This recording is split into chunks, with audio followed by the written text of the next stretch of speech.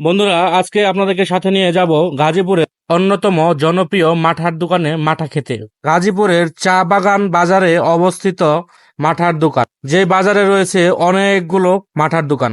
অনেক দূর দূরান্ত থেকে এই গরমে মাঠা খেতে আসে এই বাজারে। তীব্র গরমে এই মাঠা খেয়ে আপনার মন এবং শরীর শান্ত হয়ে যাবে। কিভাবে যাবেন চা বাগান বাজারে? এখানে আসার অনেকগুলো রাস্তা। গাজীপুরের কোনাবাড়ি থেকে আসা যায়, মৌচাক দিয়ে ঢুকলে কাছেই। এছাড়া গাজীপুরের কালিয়াকৈর থেকেও আসা যায়। আমরা আজকে ঢুকবো, আমি এখন আপনাদেরকে দেখাবো গাজীপুর চৌরাস্তা থেকে কিভাবে আসবেন। গাজীপুর চৌরাস্তা থেকে ঢাকা ময়মনসিংহ হাইওয়েতে হুতাপাড়া স্টেশন থেকে ঢুকে যাবেন মণিপুর রোডে।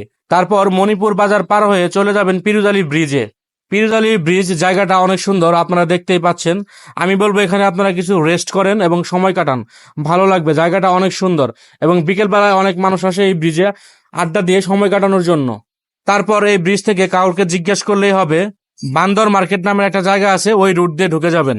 ওই রাস্তাটাও অনেক সুন্দর, ভালো লাগবে। সরাসরি এই রাস্তা দিয়ে আপনারা গুগল ম্যাপ অথবা কাউকে জিজ্ঞেস করে চলে যাবেন চা বাগান বাজারে।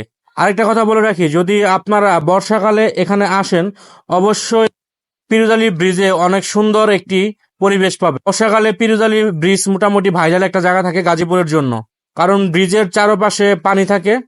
এছাড়াও এখানে অনেক দেশীয় মাছ পাওয়া যায় বর্ষাকালে। পিরুজালি ব্রিজের পাশে ফুচকা এবং চটপটির দোকান পেয়ে যাবেন সব সময়। আমি এই রাস্তাটি আপনাদের দেখানোর প্রধান কারণ হচ্ছে, আমরা চা বাগান বাজারে মাঠা খেতে যাওয়ার পাশাপাশি অনেকগুলো সুন্দর সুন্দর জায়গা দেখাবো। বিশেষ করে এই জায়গাগুলো অনেক সুন্দর টুরিস্ট প্লেস হয়ে যায়। আপনাদেরকে বিভিন্ন জায়গা দেখাতে দেখাতে চলে আসলাম অবশেষে চা বাগান বাজারে। চা বাগান বাজারে এসে প্রথমে আপনারা চলে যাবেন পিছনের স্কুলের মাঠে। ওখান থেকে চা বাগান বাজারের নদীটা দেখতে পারবেন অনেক সুন্দরভাবে। চা বাগান বাজারের পাশেই রয়েছে একটি বিশাল নদী, যার নাম তুরাগ নদী। এই বাজারে বিভিন্ন রকমের নামে রয়েছে বিভিন্ন মাঠার দোকান। প্রায় 20 থেকে 30টি দোকান পাবেন এই বাজারে। আপনাদের যেখানে ভালো লাগবে সেখানে খেতে পারেন। আমি নিজেও যে 3 দোকান থেকে 3বার খেয়েছি। দোকান চেঞ্জ করলে স্বাদের কিছুটা ভিন্নতা পাবেন। এছাড়াও এই বাজারে বিকেলবেলা গ্রামের স্থানীয় কৃষকরা তাদের ফসল নিয়ে আসে বিক্রি করার জন্য, বিশেষ করে তাজা শাকসবজি পাওয়া যায়।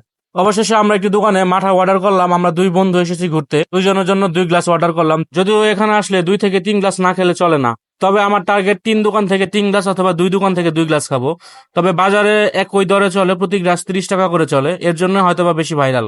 দামে কম, মানে ভালো। প্রতিটা দোকানদারই তাদের নিজস্ব এলাকার গরুর দুধ দিয়ে দই করে, সেই দই থেকে মাঠা তৈরি করে। অবশেষে আমরা বসে পড়লাম এবং টেস্ট করতে শুরু করে দিলাম। আপনারাও তীব্র গরমে চলে আসতে পারেন চা বাগান বাজারে মাঠা খেতে। সবসময় এরকম ব্লগ পেতে আমাদের পাশে থাকবেন এবং সাবস্ক্রাইব করবেন।